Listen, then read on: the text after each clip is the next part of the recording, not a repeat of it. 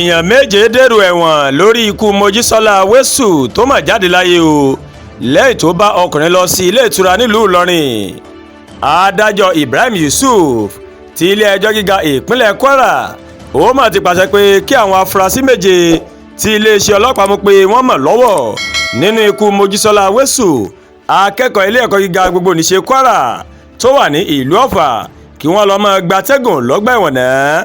Àṣẹ ilé-ẹjọ́ yìí ó mà ló mà wáyé o lẹ́yìn tí agbẹjọ́rò àwọn òṣìṣẹ́ ilé ìtura mẹ́ta Adéoyè Adéọlá, Lawal Aminat àti Peter Bulus tí wọ́n jẹ́ olùjẹ́jọ́ karùn-ún, olùkẹfà tí wọ́n jẹ́ olùjẹ́jọ́ karùn-ún, kẹfà àti keje nínú ìgbẹ́jọ́ náà tí wọ́n mọ̀ kọ̀ láti yọjú sí ilé-ẹjọ́ o.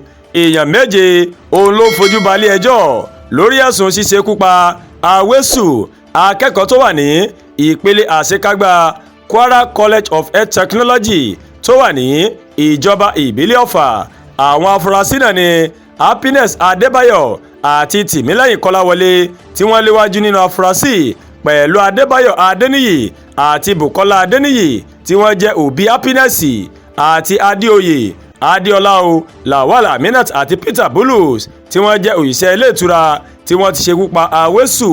Ọlọ́pàá sọ nínú àtẹ̀jáde pé ọjọ́ 13 oṣù kẹjọ ọdún 2024 ó ní wọ́n fi tó iléeṣẹ́ ọlọ́pàá létí wípé olóògbé ọ̀hún ó ti di àwátì, ó ti dẹni tí wọ́n wá o.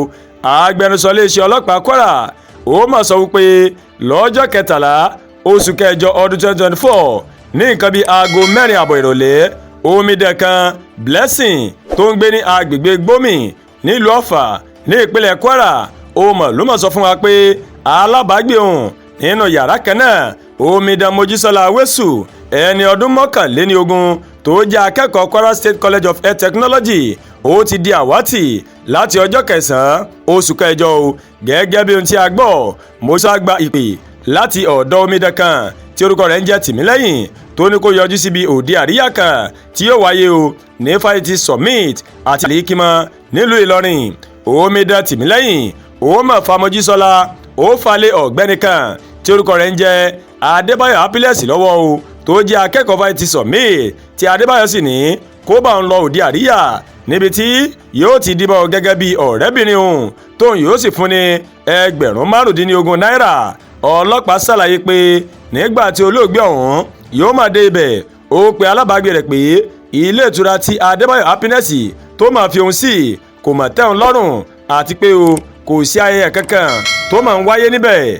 Gẹ́gẹ́ bí ohun tí ọlọ́pàá sọ lẹ́yìn tó fi ọ̀rọ̀ náà tó fi ránṣẹ́ sí alábàágbé rẹ̀ tán ó ní ẹ̀rọ léwọ́ rẹ̀ ó mà ló mà kú tí kò sì sí ààyè láti kàn sí wọn mọ́. Agbẹnusọ ọlọ́pàá ṣàlàyé síwájú sí pé àwọn ti taari ọ̀rọ̀ náà lọ sí ẹ̀ka CID fún ìwádìí ní kíkún. Kọmíṣánná ọlọ́pàá CP Victor Ọláìyá ó ti ṣèlérí o láti tú ìsídé ìsàlẹ̀ kòkò lórí ìṣẹ̀lẹ̀ náà. Adájọ́ Yusuf ó ní òun fún àwọn afurasí náà ní orí ọ̀fẹ́ láti mú agbẹjọ́rò tí ó wá aṣojú wọn wá o. Ó ní ṣùgbọ́n ìyàlẹ́nu ni pé òun kò mà rí ẹnikẹ́ni kó wá aṣojú wọn o. Adájọ́ náà ní lónìí yìí ọ̀pọ̀ yín ló tún wá sí ilé ẹjọ́ láì mú agbẹjọ́rò yín wá, mo tún fún yín ní orí ọ̀fẹ́ mìíràn títí di ọjọ́ tí mo sún ìgbẹ́jọ́ sí n kò ní fàyè gba èyí. Ẹ̀sùn ọ̀daràn tó ní í ṣe pẹ̀lú ìṣekúpani mi ò ní fàyè gbà. Ẹ ń fi ẹjọ́ yìí ẹ fi ń falẹ̀. Mo wá ń pa láṣẹ pé kí gbogbo àwọn afurasí kí wọ́n wà ní ọgbà ẹ̀wọ̀n nílùú Ìlọrin títí di ọjọ́ tí a sún ìgbẹ́jọ́ sí. Gbogbo afurasí wọ́n gbọ́dọ̀ mú agbẹjọ́rò wá ní ọjọ́ tí ìgbẹ́jọ́ tí yóò tún padà wáyé ní ọjọ́ 4 oṣù kẹta ọdún 2025. Àdúràgbà Olúwatóyìn ló ń kàròyìn sí létí látàárọ̀ láti kàn ní Ẹ̀yà Yorùbá World TV. Bẹ́ẹ̀ ṣé wò wá ẹ máa bá wa like ẹ máa comment ẹ má tún wá gbàgbé láti bá wa subscribe sórí YouTube channel wa o. Ẹ tún bá wa tẹ notification bell láti máa máa wo ètò alákòjọkan tó bá ti ń gorí ìkànnì yìí. A kú àtàárọ̀ a kú iṣẹ́ tòní Elédùà yóò dégbìyànjú ẹnì kọ̀ọ̀kan wá ládé o.